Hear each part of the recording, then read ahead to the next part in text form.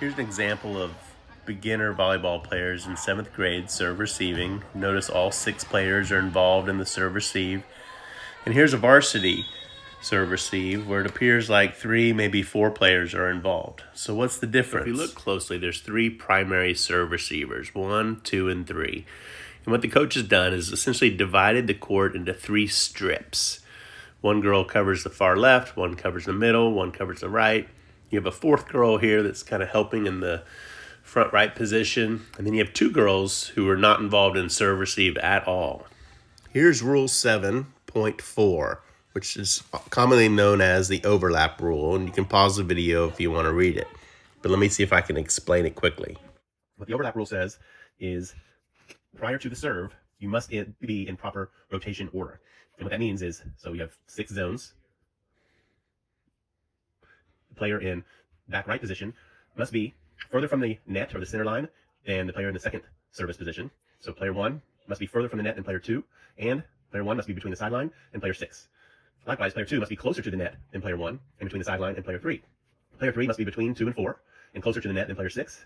Player 4 has to be between the sideline and player 3, and closer to the net than player 5, 5 between the sideline and player 6, and further from the net than player 4, and 6 has to be between players 1 and 5, and further from the net than player 3. The important thing to remember is that the overlap rule only relates to people next to and to the left and right of each other. So there's no rule between 4 and 1, 5 and 3, 6 and 2. They're diagonal from each other, so there's no overlap rule that relates to them. Overlap rule only relates to people in front of you, behind you, or left and right. So then the $1,000,000 question is, why does serve receive look like this instead of all 6 players being involved in serve receive? And it comes down to the coach's 3 primary wants. The coach wants his or her 3 best passers to receive the serve. He wants those passers to divide the court evenly, and he wants the setter to take the second ball. To find where to stand on serve receive, you find the midpoint between the 10-foot line and the baseline, and you divide the court into thirds.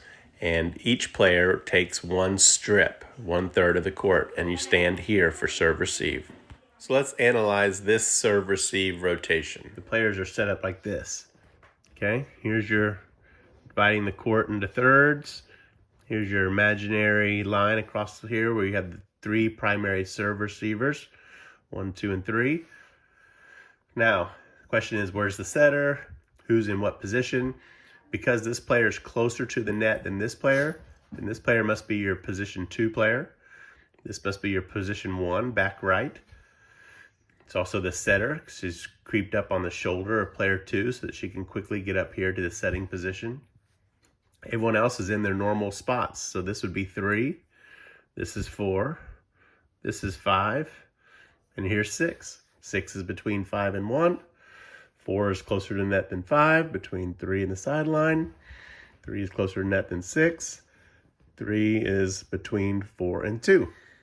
So that's this particular serve receive. Here's another rotation. See if you can number the positions 1 through 6. Who's the setter? Who are the front row hitters? Your diagram look like this. 1 is behind 2, further from the net. You got 3 and 6 pushed up. 6 is your setter.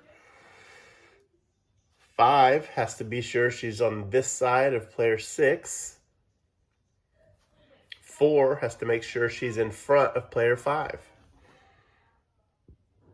But your 3 primary passers are 1, 5, and 4. 2 is getting ready to hit. 6 is getting ready to set.